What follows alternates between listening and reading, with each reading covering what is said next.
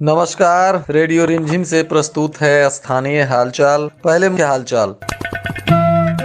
बैकुंठपुर प्रखंड का मतगणना संपन्न, इसके साथ ही पंचायत चुनाव का हुआ समापन। सोना लूटकांड में शामिल 3 अपराधी गिरफ्तार। अब तक सिवान और गोपालगंज में दर्जनों लूटकांड को दे चुके हैं अंजाम। शराब पीने के जुर्म में कटिया थाने में तैनात एएसआई भेजे गए जेल। जांच के बाद एसपी ने की कार्रवाई। 55 बोतल शराब के साथ पिता और पुत्र गिरफ्तार, भेजे गए जेल। आदित्य शंकर शाही बने जदयू के जिला अध्यक्ष, लोगों ने दी बधाई और शुभकामनाएं। स्थानीय हालचाल के इस अंक के साथ मैं अनिकेत मिश्र। अब हालचाल विस्तार से। जिले के अंतिम चरण में होने वाले बैकुंठपुर प्रखंड का भी मतगणना आज संपन्न हो गया। इसमें भी अधिकांश नए चेहरों को लोगों ने मौका दिया है, जिसके बाद जीतने वाले प्रत्याशी काफी उत्साहित होकर अपने समर्थकों के साथ घर गए, तो वहीं हारे हुए दिग्गजों को कुछ शर्मिंदगी झेलनी पड़ी। हालांकि इसके साथ ही गोपालगंज जिले का पंचायत चुनाव संपन्न हो गया और अब पंचायत सरकार के गठन के लिए जिला प्रशासन ने अपनी कवायद शुरू कर दी है। जल्द ही शपथ ग्रहण करने के बाद पंचायती राज व्यवस्था को औपचारिक रूप दे दिया जाएगा। परंतु जिला प्रशासन के लिए सबसे बड़ी चुनौती इस वक्त प्रखंड प्रमुख तथा जिला परिषद के अध्यक्ष का चुनाव कराना है। इसको लेकर अब बड़े बड़े दिग्गजों में जोड़ तोड़ का खेल शुरू हो चुका है और सभी प्रमुख तथा जिला परिषद अध्यक्ष के उम्मीदवार अपनी जीत दर्ज करने के लिए जिला परिषद के सदस्यों तथा बीडीसी के सदस्यों के साथ साठगांठ करना शुरू कर दिए हैं। पुलिस अधीक्षक आनंद कुमार ने मंगलवार को प्रेस वार्ता करते हुए बताया कि हाल ही के दिनों में गोपालगंज और सिवान के कई ज्वेलरी शॉप में लूट कांड करने वाले 3 अपराधियों को पुलिस ने गिरफ्तार कर लिया है। इन अपराधियों से पूछताछ करने पर पता चला है कि अपराधी गोपालगंज और सिवान में दर्जनों लूटकांड को अंजाम दे चुके हैं। इन अपराधियों का मुख्य सरगना सद्दाम नट इसके पहले भी कई लूटकांड के मामलों में जेल जा चुका है और जैसे ही जेल से जमानत पर छूटकर बाहर आया, इसने पुनः अपनी एक टीम गठित कर क्राइम करना शुरू कर दिया। सबसे पहले जेल से आने के बाद इसके द्वारा बथुआ में गैस एजेंसी पर हमला किया गया था, जहां 2 लोगों को गोली भी मारी गई थी। इसके बाद लगातार सक्रियता से लूट कांड की घटनाओं को अंजाम देने लगा। हाल ही में अरना बाजार में हुए 2 ज्वेलरी शॉप में एक साथ लूट कांड में इसके शामिल होने की बात इसने स्वीकारी है। इसके अलावे सिवान में भी इन लोगों ने ज्वेलरी की दुकानों में लूट किया है। इन आरोपियों से पुलिस ने विभिन्न जगहों से लूट का 163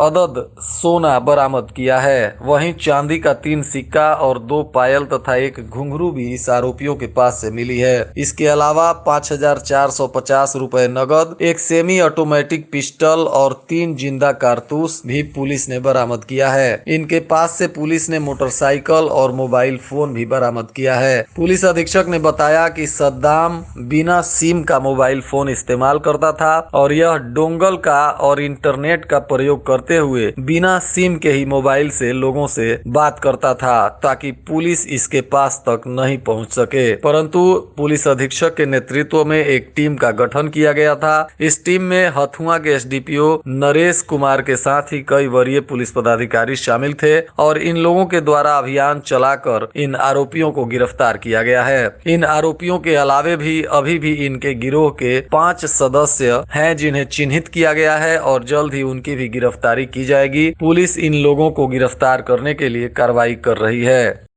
कटिया नगर के व्यवसायी पुलिस के विरोध में मंगलवार को लगभग 5 घंटे तक बाजार बंद रखे, जिसके वजह से बाजार की सारी दुकानें बंद रहीं और लोगों को काफी परेशानी का सामना करना पड़ा। व्यवसायियों ने सुबह से ही बाजार बंद कर जिला प्रशासन के खिलाफ नारेबाजी शुरू कर दी। उनका कहना था कि पुलिस जब तक संतोष गुप्ता सहित 4 लोगों को रिहा नहीं करती है तब तक बाजार नहीं खुलेगा। प्राप्त सूचना अनुसार कटिया थाना क्षेत्र के पकहा मोड़ पर एक व्यक्ति के शराब के नशे में होने की बात पुलिस को बताई गई थी, जिसके बाद कटिया पुलिस मौके पर पहुंची और थाने में तैनात एएसआई चंद्रमा राम पुलिस बल के साथ पहुंचकर शराब के नशे वाले व्यक्ति के साथ उसको गिरफ्तार करने के लिए बातचीत कर रहे थे। तभी व्यवसायियों ने एएसआई चंद्रमा राम के खुद शराब सेवन करने का बात बताते हुए व्यवसायी भी एएसआई चंद्रमा राम के साथ कहासुनी करने लगे। साथ ही लोग इसका वीडियो भी बनाने लगे। तभी थानाध्यक्ष सुमन कुमार मिश्रा मौके पर पहुंचे और व्यवसायियों से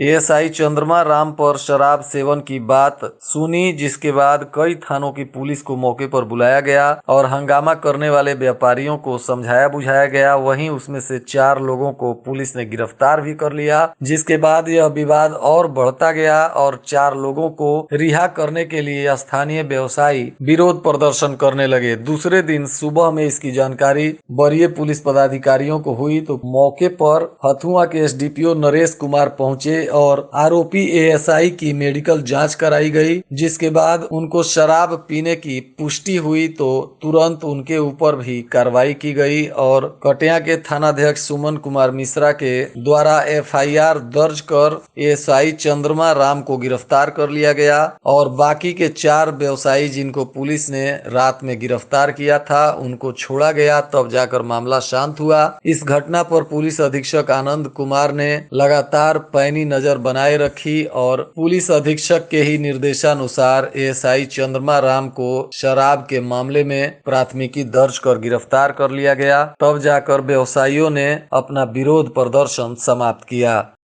जदयू के नए जिलाध्यक्ष के रूप में आदित्य शंकर शाही को प्रदेश की टीम ने मनोनीत किया है, जिसके बाद गोपालगंज जदयू के नेताओं में हर्ष व्यक्त करते हुए नए जिलाध्यक्ष आदित्य शंकर शाही को बधाई और शुभकामनाएं दी हैं। इस अवसर पर आदित्य शंकर शाही ने कहा कि वह जिले में संगठन को और मजबूत करने पर काम करेंगे तथा पार्टी ने जो जिम्मेदारियां सौंपी है उसका बखूबी निर्वहन करेंगे और संगठन के माध्यम से सरकार द्वारा लाई जा रही जनउपयोगी योजनाओं को भी जन जन तक पहुंचाने के लिए कार्य करेंगे।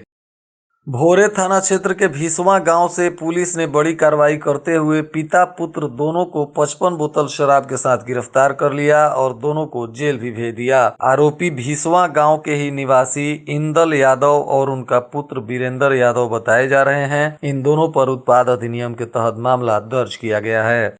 गोपालगंज जिला प्रशासन ने किसान पुरस्कार कार्यक्रम को सफल बनाने के लिए अधिकारियों को जिम्मेदारी दी है, जिसमें प्रति प्रखंड से 5 किसानों का ऑनलाइन आवेदन कराना सुनिश्चित करना है। इसके लिए पत्र जारी करते हुए यह निर्देश दिया गया है कि अधिकारी अपने अपने प्रखंड क्षेत्र से किसानों का चयन कर उनका ऑनलाइन आवेदन करवाएं। इसमें धान के फसल लगाने वाले किसानों का आवेदन करने का समय तो समाप्त हो चुका है, परंतु गेहूं और आलू के किसान 15 दिसंबर तक अपना आवेदन कर सकते हैं। तो वहीं पशुपालन से जुड़े किसान 25 दिसंबर तक आवेदन करेंगे तथा मत्स्य पालन से जुड़े किसान 15 फरवरी से 15 मार्च तक अपना आवेदन दे सकेंगे। इसके लिए कृषि विभाग से जुड़े अधिकारियों को निर्देश दिया गया है कि लोग किसानों का चयन कर उनका आवेदन करवाना सुनिश्चित करें। कोविड संक्रमण के तीसरे लहर को देखते हुए विजयीपुर प्रशासन सजग है और प्रखंड विकास पदाधिकारी तथा अंचल अधिकारी के नेतृत्व में थाना प्रभारी के सहयोग से थाना परिसर के सामने विजयीपुर मुख्य सड़क पर मास्क चेकिंग अभियान चलाया गया। इस दौरान अधिकारी जनता को पहले की तरह ही मास्क पहनने की सलाह देते रहे। सभी प्रकार के वाहनों का भी चेकिंग किया गया, जिसके वजह से पूरे शहर में हड़कंप मचा रहा और आने जाने वाले लोगों में अफरा तफरी देखने को मिली। गोपालगंज जिला प्रशासन ने जिले के माझा, थावे, हथुआ, कटिया, पंचदेवरी एवं विजयीपुर प्रखंड में प्रदूषण जांच केंद्र खोलने के लिए आवेदन लेना शुरू कर दिया है। इसमें सभी प्रखंडों के स्थानीय निवासी को इसका लाइसेंस दिया जाएगा तथा इसमें अनुदान की भी व्यवस्था है। जो लोग प्रदूषण जांच केंद्र खोलना चाहते हैं, यदि उनका चयन जिला प्रशासन के द्वारा होता है तो उनको सरकार द्वारा प्रोत्साहन राशि भी उपलब्ध कराने की सुविधा दी जाएगी। इसके लिए परिवहन विभाग में आवेदन की प्रक्रिया शुरू हो गई है और इसके लिए लोग आवश्यक दस्तावेज के साथ परिवहन कार्यालय में अपना आवेदन कर सकते हैं।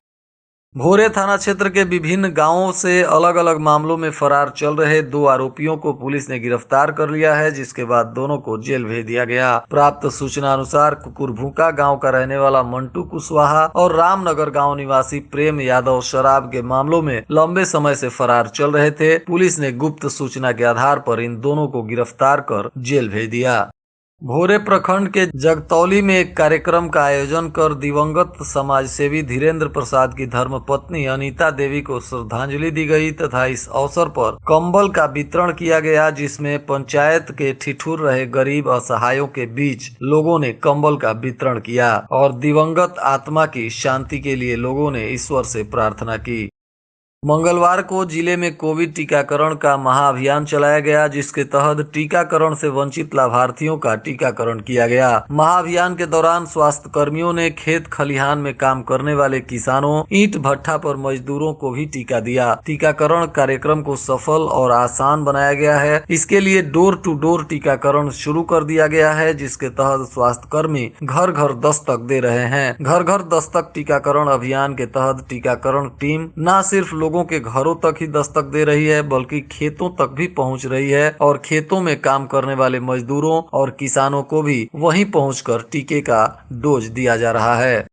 हत्याकांड के मामले में माले नेताओं पर हुए एफआईआर के बाद अभी भी माले नेता आए दिन धरना प्रदर्शन कर रहे हैं, जिसमें मंगलवार को भी माले के कार्यकर्ताओं ने प्रतिरोध मार्च निकाला। यह भोरे क्षेत्र में प्रतिरोध मार्च निकालकर विरोध प्रदर्शन किया गया तथा जिला प्रशासन से माले नेताओं के नाम को एफआईआर से हटाने की मांग की गई और कहा गया कि माले के नेताओं को जबरदस्ती इस हत्याकांड में फंसाया जा रहा है।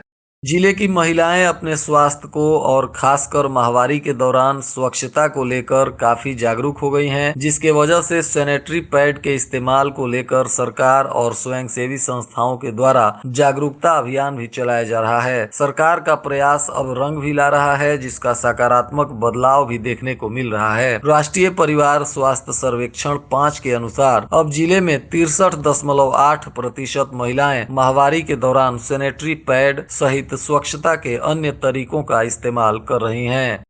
उमेश चंद पांडे ने बताया कि चुनाव के लिए पर्यवेक्षक, मतदान पदाधिकारी व सहायक मतदान पदाधिकारियों की नियुक्ति का अनुमोदन राज्य चुनाव आयोग से प्राप्त हो गया है, जिसका प्रशिक्षण 15 दिसंबर को जिला संघ भवन में आयोजित किया गया है।